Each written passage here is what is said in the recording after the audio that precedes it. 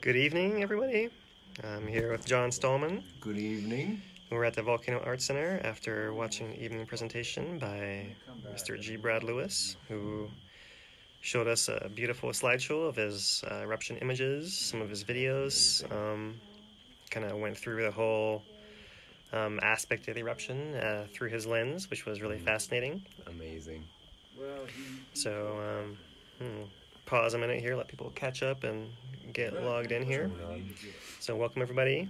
Thanks for joining us this evening. We're doing a surprise update for us. We weren't sure we were going to get one in today, but here we are. Here we go. We were up here at the Volcano Art Center in Volcano Village, watching So guys, G. Brad's presentation. You look like you're trying to... We're doing a live right now. Trying to... Yeah, do you need us to move? Oh no, they were asking us if we figured out the volcano. Oh, okay. Not yet. We're still thinking about it. We're still working on figuring out the volcano. It's too soon to call it over, yeah? In my opinion, most days that's how I feel. But it might have really just shifted so much that it's not going to start again. Because we had a huge amount of lava come out. And we've never seen quite this before. It might be a while before the next thing happens.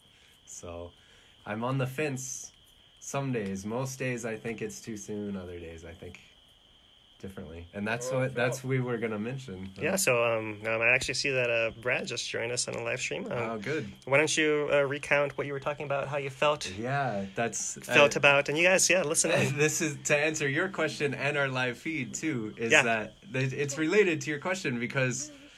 Seeing Brad's slideshow was really incredible because a very beautiful high-end art he's made from the images of all the destruction and the lava flows. But the weird sensation was from watching this presentation tonight was after seeing all the photos of all the fountains and Fissure 8 and the lava river, I got the feeling like, wow, that was amazing. And it's over. Like, it felt like, wow, that was that amazing thing that was in the past. And it was one of the first times that I was kind of feeling that as an episode of the past rather than something we're still waiting on, you know? So I don't know why that sensation actually crept up, but it had something to do with seeing all the images and the retrospect on the eruption, which was so spectacular, so huge. And I'm reading the notes of the eruption from USGS, seeing Brad's pictures.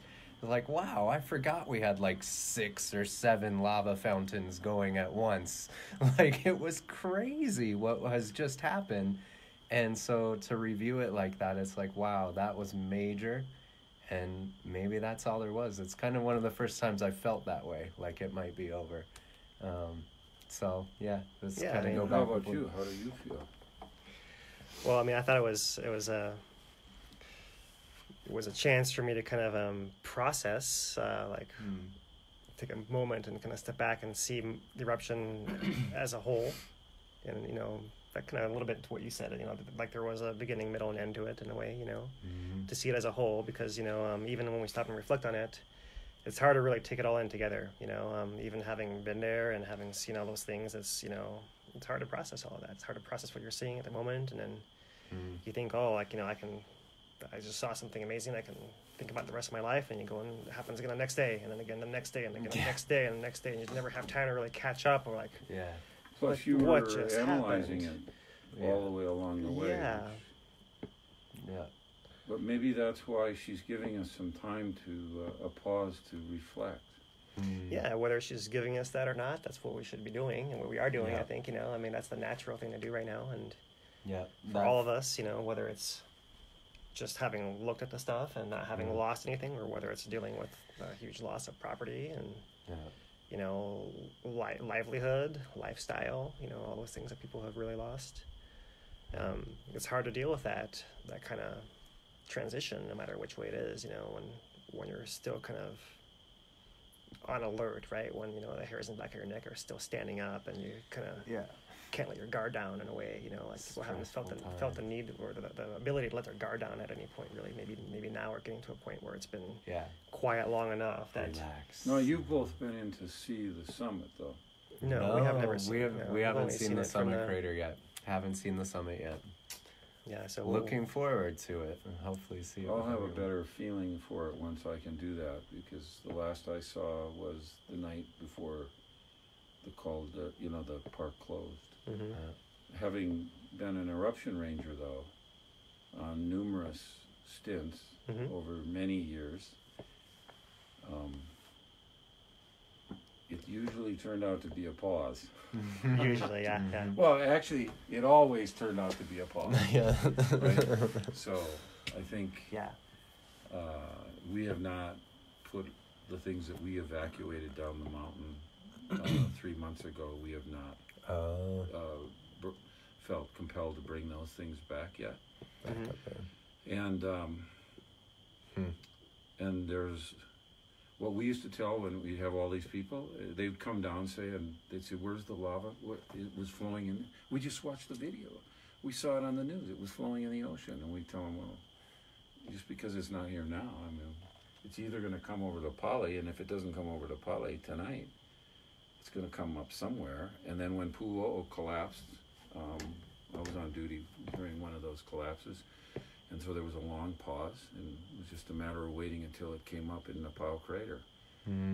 So we could be in one of those periods where...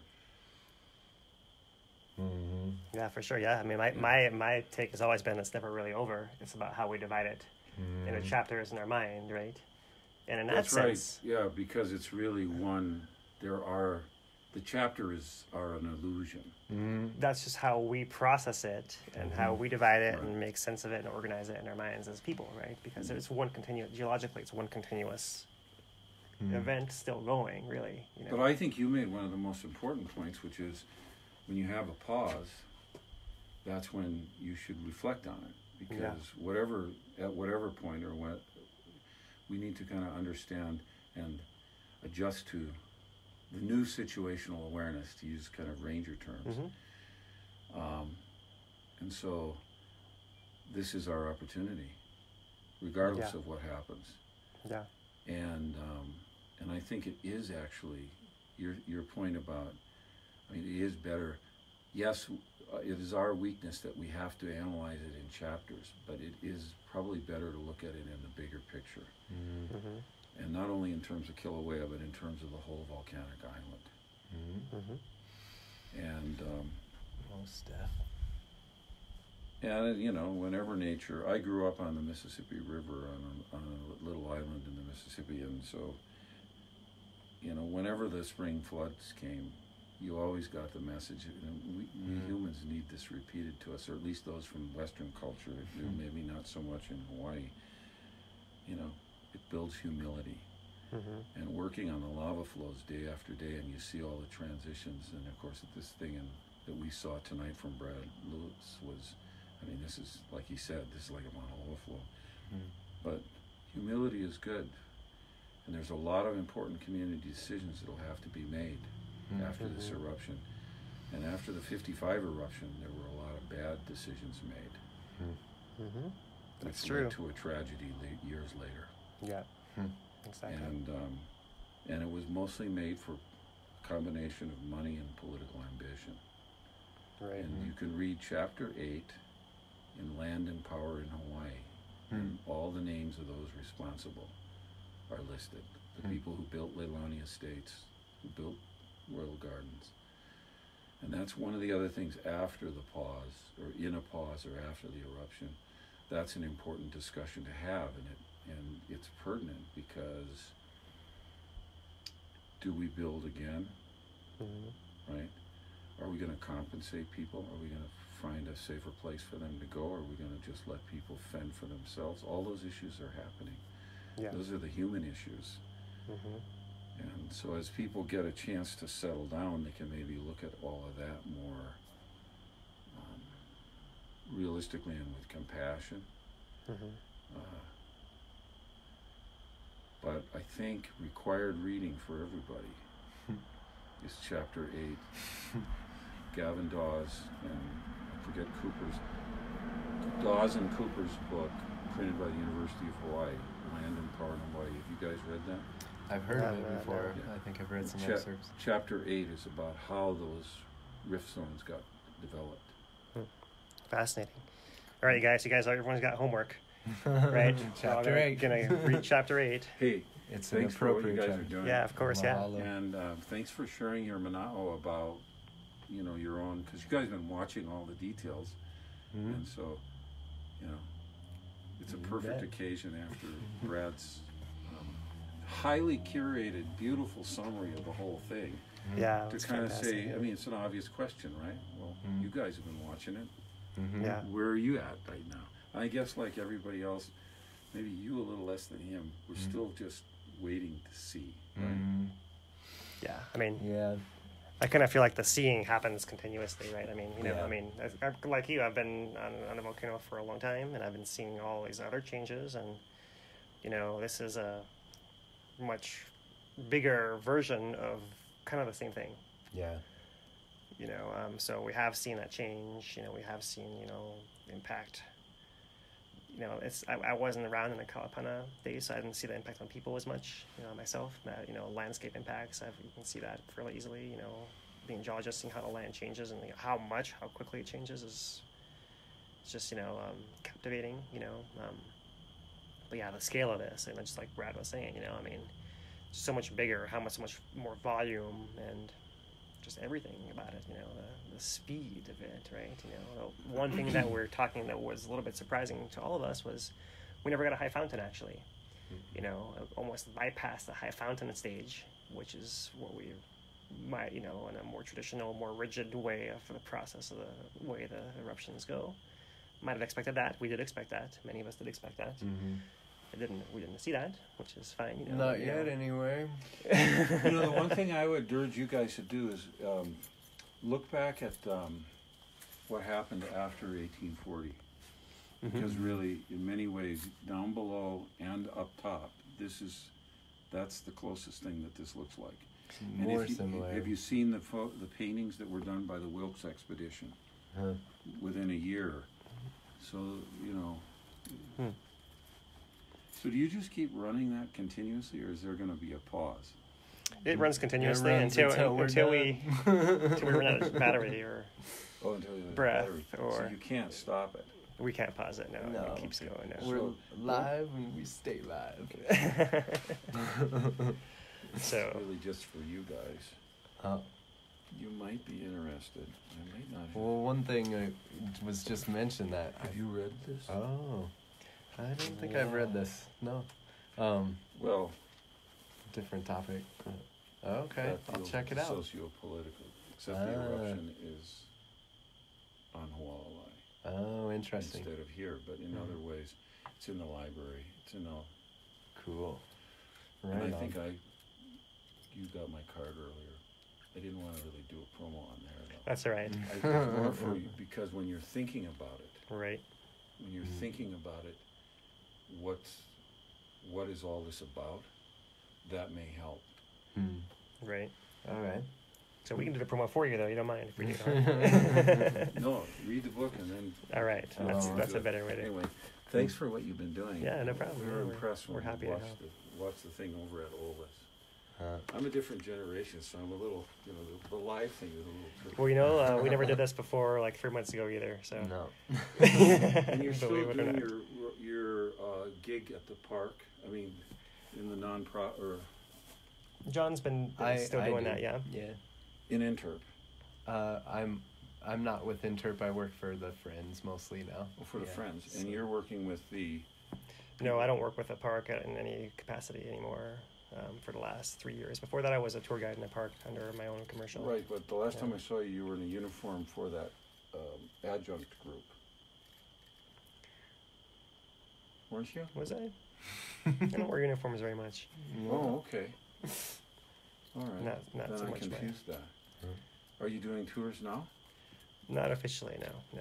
Although I did just agree to, for everyone who's watching, and for the Volcano School, they're going to do the Harvest Festival at the winery in a couple weeks. And we were going to put in a raffle, some kind of just a walkabout talk story. So if you guys want to support the Volcano School, Oh, right on.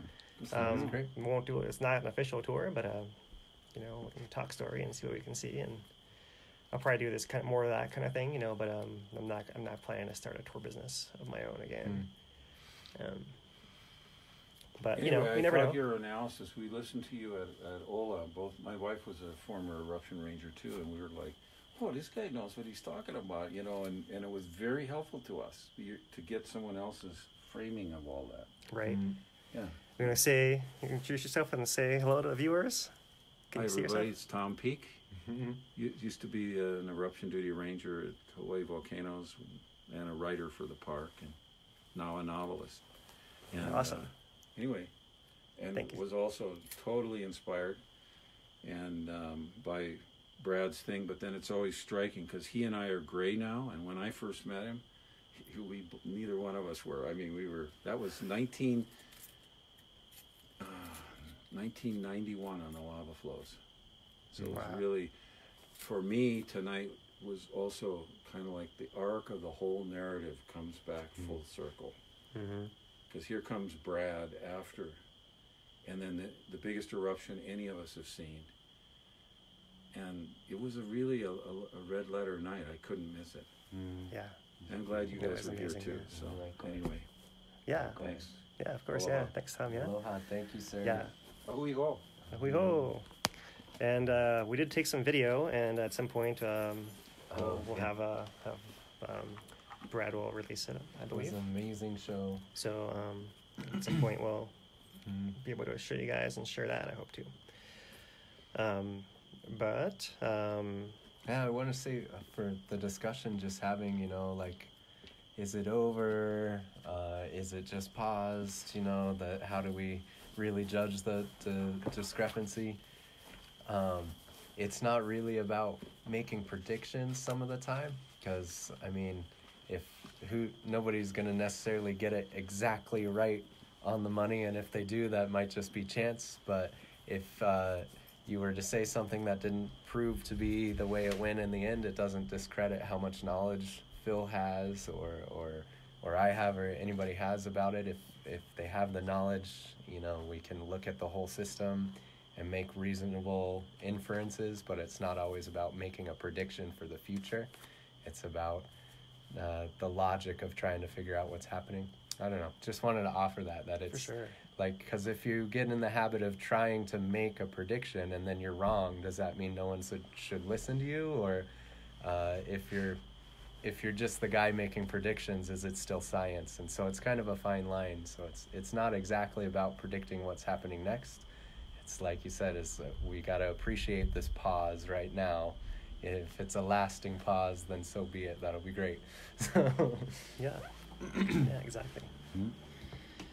So yeah, it was an awesome, you know, just a quick recap. There was like a little bit of essentially a slideshow that went in order through the different phases of the eruption, you know, different fissures, and then he had a wonderful video piece at the end with lots of different clips that he amazing put together. So totally amazing.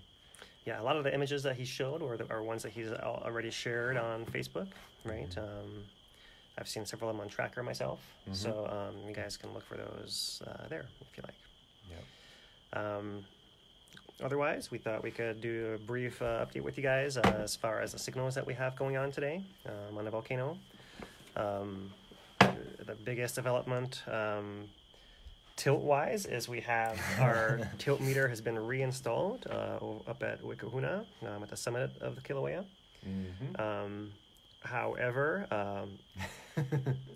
However, in installing it, the instrument has to be calibrated, so it's showing a signal which is not believable yet, and is making a pretty weird pattern on the plot, which we just wanted to give you guys a warning, is not a sign a volcano is about to go nuts, but rather it's a relic of the data. Here, I'll pull it up, John. Yeah. Okay. So let me get this lined up for you guys here, and here it is. I'll turn the camera around. All right, so this is not refreshed, so let's refresh it. There we go. And there it is. So you guys can see that they got this thing online sometime afternoon, and it's showing what appears to be, by the scale, something like a 25 microradian drop Whoa. But most likely, this is actually just, once they installed it, and the real signal is going to be when it stabilizes down here. So it possibly stabilized already somewhere in this area over here. Where's my pointer? I don't know if I can dig it out right now, but stabilized in an area down here to the right. It might be deflating slightly, but it's hard to be convinced that that's what's really going on until we see it for probably at least another day, maybe 2 days, until we kind of convince what the patterns actually are. And now that this thing has got such a large drop, the scale is going to be off for a couple days anyways, and we can't see any wiggles happening down here. So probably in about 2 days, we'll really be able to trust that data a lot more than we can right now. And possibly, it could take longer than that, depending on how they calibrate the instrument. It's a already established site, so hopefully those details are worked out. But you just never know how it's going to work out. We'll have to wait and hear from them when they believe that it's reporting the best quality data it has to offer. So, but that does kind of mess up the plots if we look at this plot over here in particular, right? The month-long plot of the tilt and rift zone, and now looks like we have a gigantic ramp coming up here. It's just that everything between here and here was missing, and a computer program decided to just draw a line between them. And that's why it's showing that, right? Nothing really happened here. This is a signal of it kind of recalibrating, and it may well recalibrate it at a new baseline different from the one we had before, right? So we basically kind of got to chop this in half and start over on the other side. And we can't really relate what's happening on the right side to what's happening on the left side. So we'll have to watch as that kind of scrolls off the graph. It's going to take a month for that to happen on this particular plot. But that's what's going on. That in itself is not any sign of eruption that we know of. And the thing that helps back that up is the fact that the USGS is reporting today the gas emissions were measured. Once again, we had good weather on a volcano all day, which is why they were able to install that tilt meter again, finally. Nice, clear and dry day. In fact, it's getting kind of chilly up here to help us speed things along here. But they were also able to measure the gas emissions across all the different sites of the volcano. And they say that the total emissions from all 3 sites are less than 1,000 tons of SO2. It's very low. Which is the lowest in over 10 years. Yep, since 2007, they said. Yeah, at least 11 years. It's amazing. So that to me is probably the smoking gun. Of when there's fresh magma coming in there. So if we see more gas, whether we see anything else, then it's usually some sign that something's going to happen. In fact, there have been some eruptions of Kīlauea where we've seen spikes in gas up to 2 years before lava reaching the surface. When it's like a long process, not what we got going on now, but just going to show how reliable the gas seems to be, on top of everything else. So seeing no gas at all gives us very high confidence that the signal of the tilt is totally just the instrument and not a thing erupting in any way that's unexpected. Good to know. So that's what we got showing. The Pu'u'o plot doesn't show a whole lot. I turn it around so you guys can see it again also. But there's the Pu'u'o plot. It's just showing our typical really slow deflation. No rain today, right? So we don't have any of those bumps that we've had previously. And the scale once again is pretty small, right? You guys can see the scale is about 1 microradian in total, the whole size of the graph across the whole week or past 2 days or so. So, and a lot of that is actually probably the rain draining away as well from that kind of bump that we had earlier. It's going to zoom out and look at that. Well, maybe we can't because now we have this gigantic scale change and we can't really see this bump of rain down here anymore. Can't really. So our GPS is not showing any more signals on the right. We have, we talked about this funny squiggle previously. We're still not convinced exactly what it is, but it's very intriguing. And whatever it is, it hasn't happened again. So we'll wait to see if we have more data coming from there. But that's the tilt signal. We'll load up to earthquakes and see how the earthquakes look today. I'll give it a chance to load here, and it looks like we have on this map 6 earthquakes. All right, and there's one as far east as Kapoho almost over there, and there's one in Pahala. We keep having those little earthquakes down in Pahala, right? Couple, 1 or 2 every day. Interesting. Right, that's the deep conduit to Kīlauea. So that's all fits in the pattern that we know already from years and years of gathering this information. Mm-hmm. And we also have our summit earthquakes and our south flank earthquakes, kind of a couple of them here and there, and nothing major is going on. No swarms, nothing major happening. Once again, the signs are all quiet. Real quiet. Yep. So, anything you want to add, John? Yeah, not too much. I mean, it is very quiet, not any changes. Of course, we're going to notice those, but I think of all the signals, the lack of gas is really important, because like Phil was saying, gas is so important in forecasting eruptions. The fact that there is so little gas right now is at least something we can kind of look to as should be reassuring that nothing is imminent, waiting in the eaves to happen. No building up pressure, no increase in gases. The earthquakes are very few and far between, and they mostly seem to be associated with the aftermath of that South Flank fault slipping in the 6.9. So it's still kind of settling in the aftermath of all of that, but no indication that anything is gearing up in any way. Those deep earthquakes in Pahala are interesting, though, because I wonder if in the coming longer time frame, like months or years, we'll see new magma coming up from depth and get more indication of that. But a few happening here and there isn't much of a signal from those deep earthquakes yet. So yeah, maybe we'll have a chance, or maybe someone else will have a chance to go back and review some of the previous Pahala deep earthquake swarms, like from let's call them in the last 5 years, maybe. Yeah. And see, if we kind of can relate anything about that to what we saw happen this year. Yeah. One thing that kind of gives me some pause is the fact that, the earthquakes just show some adjustment of the rock. It doesn't necessarily show that it's because of the magma coming in or going out. It could be either way. Right. So, rocks are moving. But either way, interesting to kind of gather those in a long-term study now that we have, one more big eruption as a data point. And,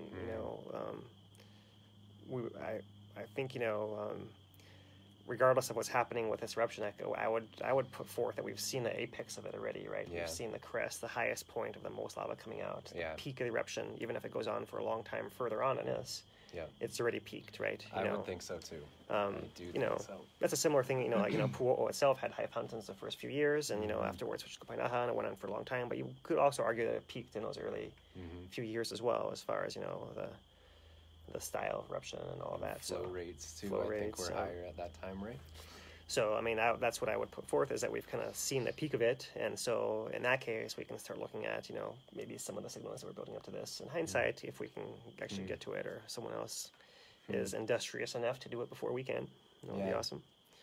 So yeah, we'll keep an eye on those. We'll keep, looking at those, but just in and of themselves, seeing one right now today doesn't mean anything for what we might see tomorrow. No, it takes more than that to convince us. That's the tricky part there, yeah. So yeah, I was going to turn to show you guys the few photographs. These are posted by Dane DuPont. Thanks, Dane. On a Hawaii Tracker Nightly Update, and these are featuring photos by Bruce Amori and some screenshots from Mick Kalber as well. So these are the images that we have that are post-Hurricane Lane. So we're going to show you guys these things. There's just a few of these we're going to choose out. The whole gallery is online, so you guys can check those out as usual. But we'll just focus on the ones that Dane's chosen out for us tonight. He does an awesome job as always. So here's an aerial shot looking down at Pohuiki Beach from Bruce Amori. And you guys can see how much sand is piled into the first bay right here, right? Wow. Get a little closer, you guys can see where the water is behind the sand berm. And yeah, a lot of sand through there. We still have our little ponds, little tide pool ponds here. We have the bigger warm pond there, and there's still a little pond over here as well, in the shallows. And different view of that. Actually, this is Kapoho Beach, right? So this is just south of the lighthouse. So you guys can see it's a pretty massively long beach there as well. So you can see the hurricane move the sand. It seems like some good amount of sand got pushed against the shore. We don't always see that. Sometimes we see the hurricanes taking sand away from the shore and storing them just offshore. But we might just have so much sand out there that, you know, there's Yeah. enough stored offshore and there's still plenty left over to push it onto the coast as well. Yeah. It'll really probably take a few seasons to see what the sand is really going to do, even with the storms moving through, to see where it's going to end up. Yeah. Over a few seasons. Yeah, I'd agree. Yeah, yeah. Because usually the winter is what does it. So I mean, we'll see one winter, then we'll see another winter, and we'll kind of have a better idea of how it stabilizes in the long term. So this is a screen capture from Mick Halber's video. It's also online, and this is just showing Leilani, and you guys can see the channel that's now hardened. There is still some goo inside of there. Oh, Bruce just joined us. Hi, Bruce. We are featuring you and your photos and Mick's video just now, so surprise. And so this video, this screen capture from Mick is just showing, you know, all the houses that are still standing, that people are still itching to go and check up on, you know, as that flow is still cooling, still filled with goo over here on the right, as we were saying. Still hot enough to steam, right? That means that the water that's trickling down into there is actually boiling in there and vaporizing and coming out as steam. So it's really hot in there. And that is a hazard. Don't forget, anybody who might be trying to walk around on the flow field, when it rains, you can get into a whiteout, and there could be gas and acidic steam. So that is a danger. We're technically not supposed to be out there. Oh, did they hear me? Yeah. We're not supposed to be out there anyway, but the flow field, the danger when it rains and there's a whiteout, that can be dangerous even if you're very experienced. Because the whole terrain will suddenly be disorienting and toxic steam. So it's definitely a good time to just, it's amazing get these images, but I'm of the opinion we should still let a lot of that alone at this point. Just take this pause and leave the flow field alone for a little while. Yeah, and even if the steam it doesn't poison you to death. Yeah. It can blind you to death. Where, you know, you got to watch every step you take in that kind of terrain. Yeah, and you know, if you trip and hit your head the wrong way, that's gonna be it. You know, I mean. And that flow field, even USGS was putting out the pictures showing how hollow it is, how shelly, thin crusts, and some of the areas in that flow field would be hotter than an oven. Areas in the channel probably still have gooey lava under there, so if you fall through a crust, it could be the end. Even for very experienced people, that flow field is still a risky venture, especially in the rain. Yeah, and you know, maybe it's not the most appropriate time or place, but you know, I did want to shout out Sean King, you know, who was an acquaintance of ours. Very experienced guy, you know, and I still, you know, have some questions, I'll put it that way, about, you know, whether he really did hit his head from tripping and like seeing, you know, being in a whiteout condition, you know, as much as anything else, you know. So regardless, you know, it's clearly a very, very dangerous situation, and you know, at least in honor of him, we should, you know, learn from his lesson. And he was certainly very experienced, so that story just, it represents that anything can happen there, and you have to appreciate the power of that landscape, how dangerous it can be. Yeah. So I mean, I think, you know, not being able to see is probably the one of the worst things, right? You know, and it's, we'll just leave it at that. I don't want to say more about that. You know, we do all wish that Sean had been here through all of this, and you know, part of our crew. But the way that he's here is not physically; it's in some other energetic way that is much less tangible and hard to describe. So I'm thinking of you, Sean. So okay, let's go back to our pictures. Now we talked about whiteouts, and look at this screen capture from Mick's video of the inside of Fissure 8. And you guys can see all the fume coming out of there still. And let's see if I can get it any bigger, but I don't really see, I mean, there's a lot of red in there, but all that red that we see is the oxidized, the baked walls of the crater, the rubble, like the cinder basically, right? Just like areas where we had red cinder down a couple holes before that was getting used to build the red road. That's the same kind of red cinder that you guys are seeing in this photograph here. So there it is. We have not seen any evidence yet of any renewed glow or any activity from Fissure 8. But as usual, we'll keep an eye out for that. And especially now that the weather is good, we might actually be getting some more visual information. Yeah, we've kind of survived a couple close passes by hurricanes and a whole bunch of rain. And of course, I didn't mention it in previous videos, but it's not just the Big Island, but the other islands definitely got it as well. A little delayed effect for Maui and Oahu, and especially Kauai. So, the weather has been a big issue, and we think we're at least back on track now on the Big Island. But still no lava to see in Fissure 8, even now. Even now. So also an update, the National Park has been putting out more regular updates about their efforts to reopen and assessments they've been doing, whether it's geomorphologists going and checking the trails for rock slides like this one, or there's some other images that are on their posts of people checking out and putting all clear signs on the buildings that are safe to reoccupy. So the park is working extremely hard to meet their self-imposed goal of September 22nd. That's kind of counting down quickly. What are we now, 3 weeks away? Yeah, wow. 3 weeks away from that. I hope they do it. That's pretty cool. So we're all cheering for those guys. We did hear that for anyone who's locally around, the park is looking for volunteers to do things like weed whacking, because there's a lot of uncut grass, believe it or not, and other things that are probably more mundane and not quite so. Yeah, I'm sure they need help with everything across the board. Yeah. Yeah. It's a lot of housekeeping, landscaping. Yeah, exactly. Yeah. So, if you guys are interested in that, you can check out the national parks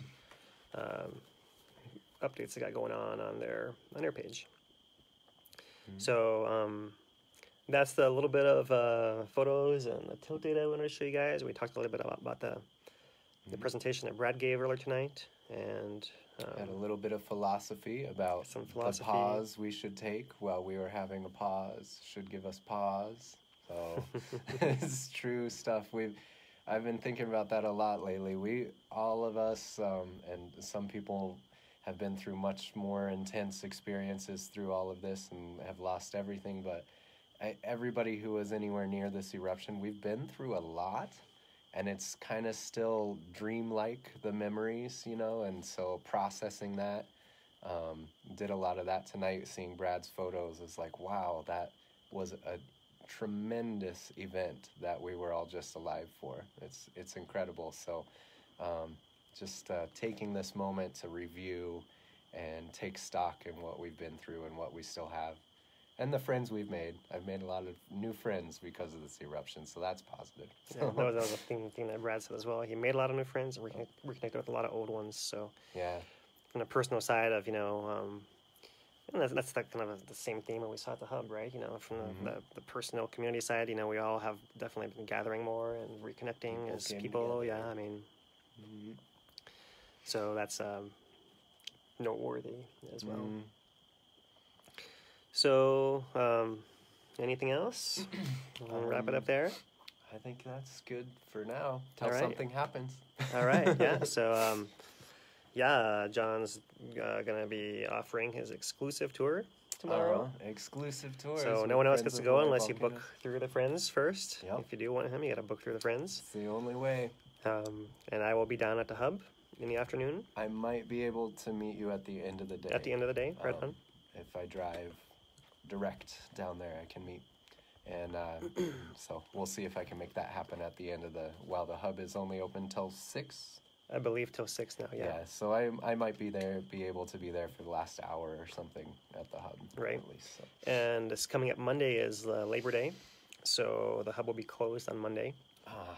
So we have this Friday, then the following Friday will be the next hub opening. So we'll keep updating you guys as often as we can, as our schedules allow, to do it together, or if we have to, we'll split up as it may be. Yeah. And just want to maybe I know John did a video earlier this morning, kind of recapping what we got cut off yesterday during our broadcast. So apologies for that, you guys. We won't go back to that place again. I think some people can see the videos better than others. I think it might have to do with a lot of technical issues. So some people, it doesn't seem like they have sound issues. Other people do. And so I just covered some of the same stuff that we had tried to go over in our first broadcast. Right.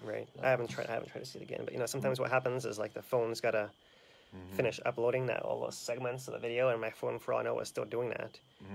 And I don't know, maybe, by the time some people try to watch it, it hadn't finished doing that. So hopefully it gets better, but everybody's really appreciative of what we accomplished. I got a lot of people saying, "Don't worry." Right. Don't worry. Yeah. So. But if for some reason you weren't able to see it, don't worry. We're going to talk about that stuff again for sure. Yep. So, and we'll either repeat ourselves or, build upon what we have been considering. So there's always more to learn. There is more coming. Yeah, you guys, there is nothing like, well, I don't know, I wouldn't call there was anything life-changing in there, but maybe it was for somebody, I suppose. We don't know.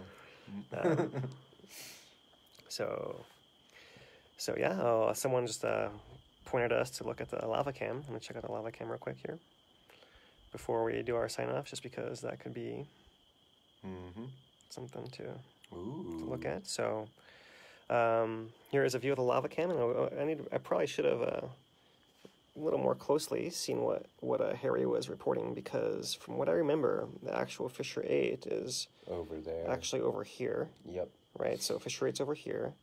So this particular glow might be something like a house or a car, or I'm not sure what. There were some images that we saw in the last week we thought might have some of the moon in there as well. That rises in that direction. So I'm glad we checked this out. But from comparing to the daytime images, fissure 8's actually should be over here. So I don't think that glow is from the eruption. Just to check ourselves, and anyone else is looking at that as well. So thanks for that tip, and with Good that, to be watching. Yeah, thanks you guys. Thanks for having our back, and with that, we'll sign off for tonight. Stay classy, classy, Puna. Puna.